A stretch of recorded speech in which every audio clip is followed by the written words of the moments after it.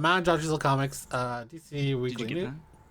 Hi. I didn't. Did I? I don't Oh, know. I don't know. I said a bad word. Sorry. We're allowed to say bad words on here.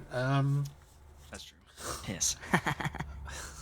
Yeah, DC Weekly News, but first, YouSellComics.com, your new multi-vendor marketplace. You Sell Comics offers a site exclusively for buying and selling of all things comics, slabs, omnis, trades, and more. Sell for as low as 5% commission or zero commission monthly tiers. Run your own auctions, unlimited bin listings. YouSellComics.com. Buy, collect, sell. Will Arnold Schwarzenegger, or maybe his son, Nepo baby Patrick Schwarzenegger, be coming to the Batman Part 2?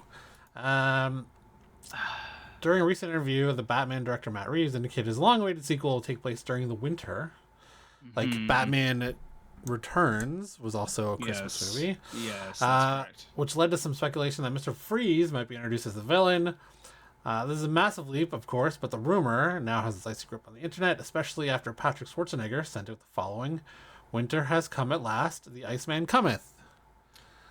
As we're sure you'll be well aware, Patrick's megastar father, Arnold Schwarzenegger, played Mr. Freeze in 97's Batman and Robin, and some fans thought he might be hinting that he's set to play a new take on the character in the Batman sequel. The Gen V actor was quick to shut this down, responding, "Nah, but I wish." So he was the only good thing about Batman and Robin. The rest was pretty bad. And I just watched that documentary on Arnold Schwarzenegger on Netflix. It was pretty good. But I don't know that Mr. Freeze fits in the realistic the Batman universe. Like, we haven't really seen anything like out of the ordinary science-wise. The Penguin hasn't shown anything like that. I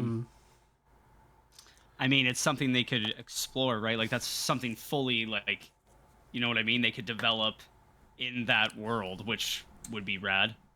You would like to see a Mr. Freeze in a suit with a freeze gun. I meant not exactly the same, but you know, something. I don't know how you translate that to the Batman. It's a hard one. Like, even Christopher Nolan's The Dark Knight didn't really have that kind of over the top sciencey tech. I mean, he had like the tumbler, which was a military weapon, kind of like a tank, and then the hover one was a bit out there, but and then the Batmobile and the Batman is just a souped up muscle car. Right.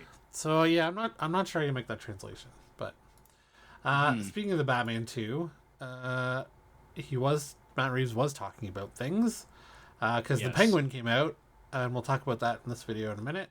But despite the launch of DC Studios and new DCU, Matt Reeves is seemingly proceeding with the Batman epic crime saga as planned. The Penguin premiered to rave reviews on HBO yesterday, which was, last week.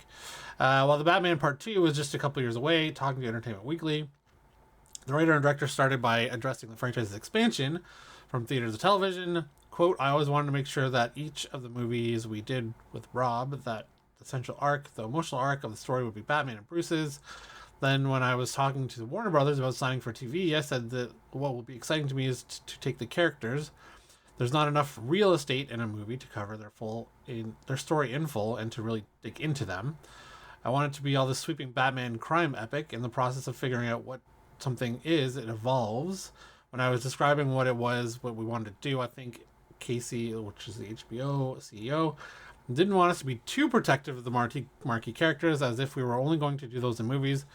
I got it right at that moment. One project seemingly evolved at least a couple of times, the series involving the GCPD, revolving around a corrupt cop. We later heard it had ties to Arkham Asylum, but before it came a show set entirely the institution, the likes of the Joker and the Riddler call home. The things that we're talking about are evolved versions of these things. It's not like that just didn't work out. It was like, we need to evolve this. I would describe it as less something that didn't work out and more something that is still along a path towards arriving at its destination." Is he suggesting that Arkham and GCPD aren't dead? They just have to evolve into something else? I wish. I feel like because of how well the Batman did. Yeah. I think like at the beginning, DC was quite, and HBO or whatever, whoever owns them, Warner was Brothers. quite eager. Yeah, Warner Brothers was quite eager to give kind of Matt Reeves like a lot of reign and creativity to see what he would come up with. Right. And I think like once that happened, like in any other process, they were like, okay, well, we had a lot of plans to do a lot of stuff, but but like it didn't pan out because of specifically, you know what I mean? Like, Yeah. there was no interest from the studio, which I'm sure happens all the time. But maybe we're lucky enough that maybe he didn't even see like like the I don't know, I guess he didn't see like I guess what it could be or whatever. Like he didn't possibilities. Like the universe. yes, he didn't see the possibilities there. So he's like, okay, let's cut it. I don't know, maybe. Reiterating that Batman doesn't appear in the Penguin, the filmmaker did admit that it's possible to see him on the small screen somewhere down the line. That's not to say that there would never be an appearance by Batman or Bruce or something like that. Lauren and I did speak. Do we want to find a way to get Rob to somehow be in the show? But that was an afterthought. The first episode of Penguin is now streaming. Second episode comes out on Sunday. Did you watch it? Yes. Okay. Do you want to do just general, or are you gonna put spoilies on the? Sure, I can do spoilers. There we go. It's pretty good. Yeah, it was. Okay.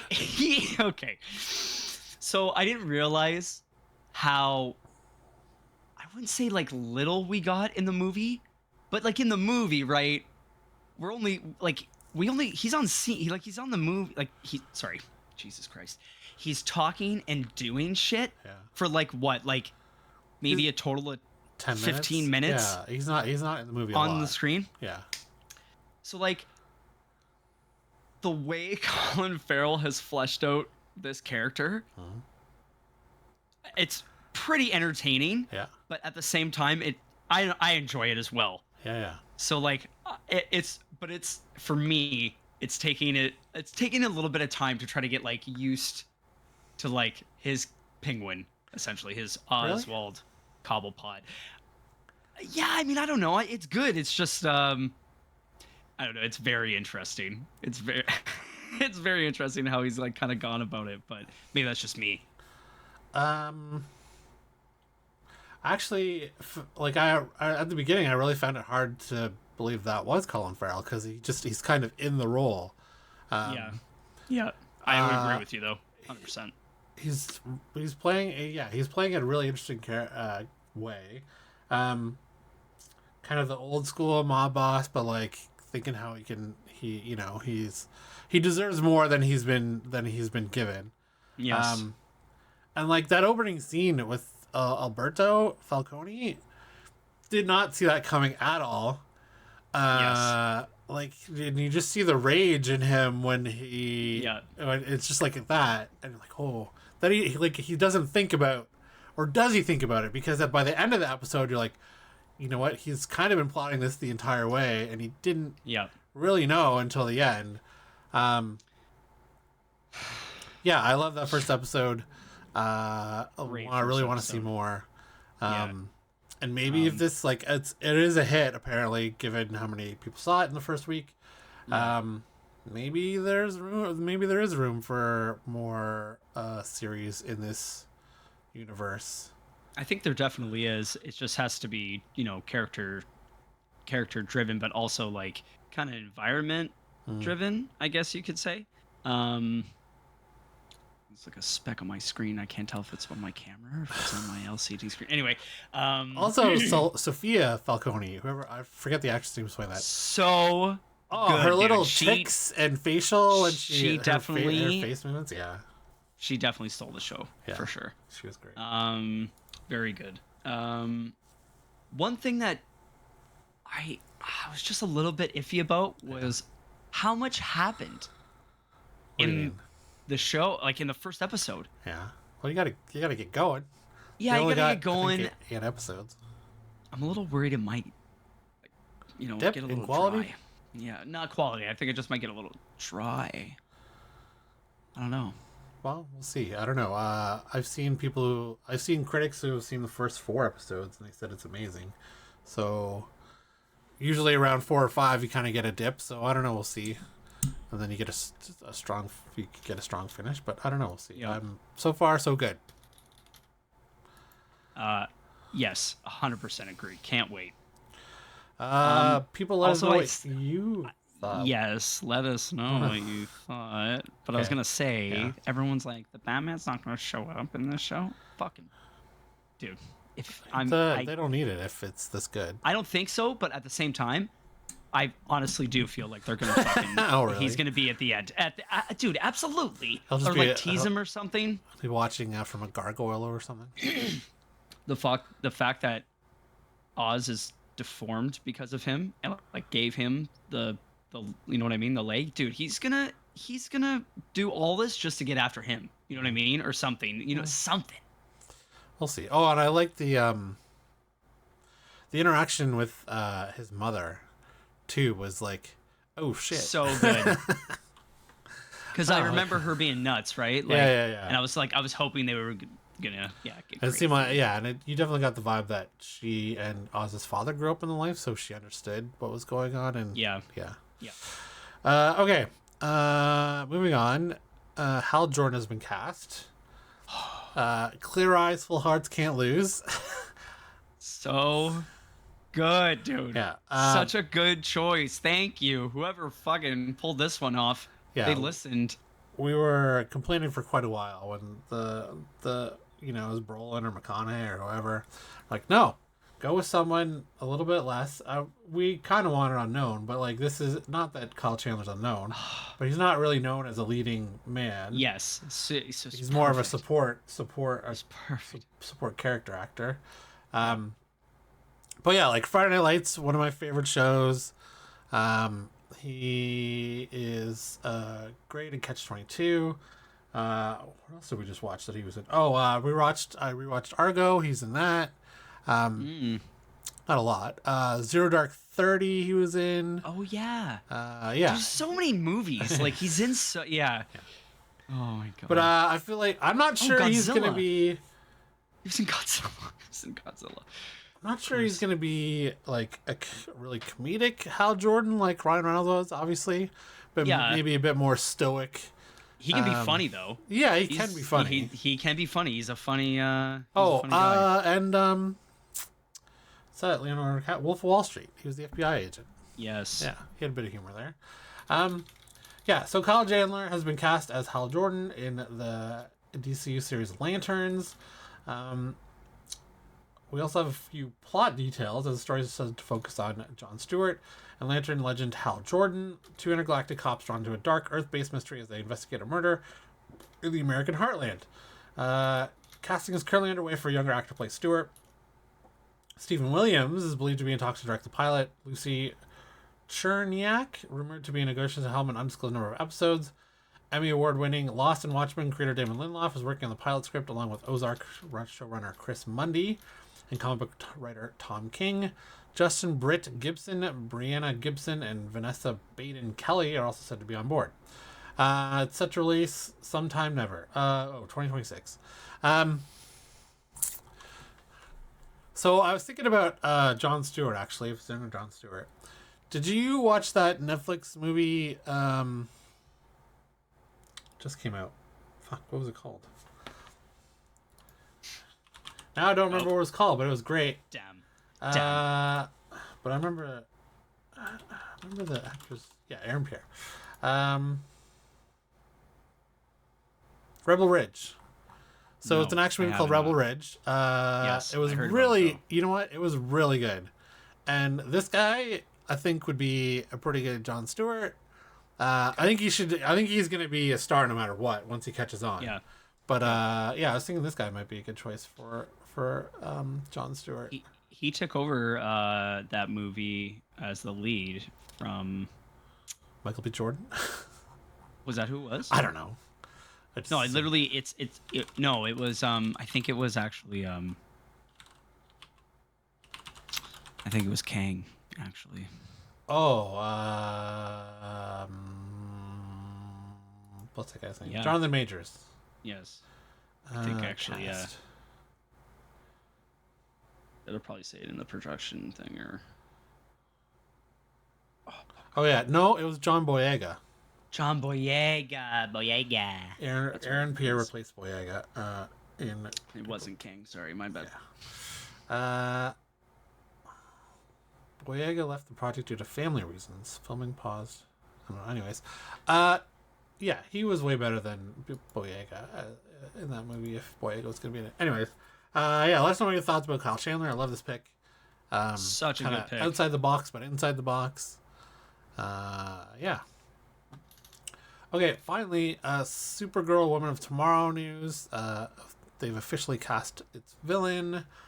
Hollywood Reporter is confirmed that Belgian actor Matthias Schoenaerts from the Old Guard will play the lead villain, Supergirl Woman of Tomorrow, opposite Millie Alcock from House of Dragon.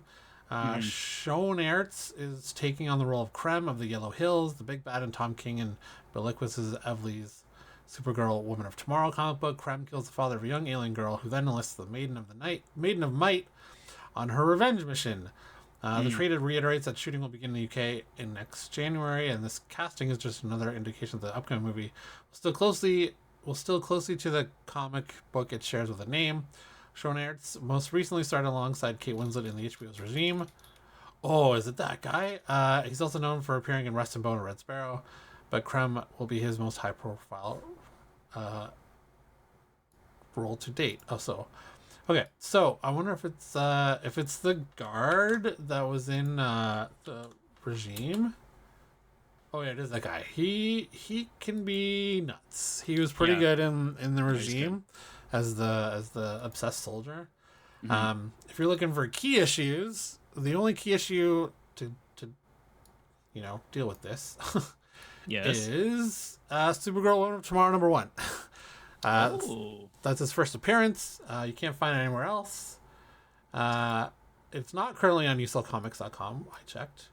However, it is on eBay for 20. Oh no, it's an auction. $40. Oh, signed by Tom King. Actually, that's pretty cheap. $80 for #1. Yeah, that's not bad. Yeah, you can still relatively get it cheap. Nice. Yeah. So if you're looking for that, there you go. Okay, let us know if you think that's a good pick for the villain. I still have not read Supergirl Woman of Tomorrow, although I do have it. Okay, well then there you go. I do have it digitally. I plan to get to it, but after our vacation in when do we go? May. I'm so far behind. Like I just started to catch up, and then there's 20, 30 issues I buy in the next 2 weeks, and then I have to read them all.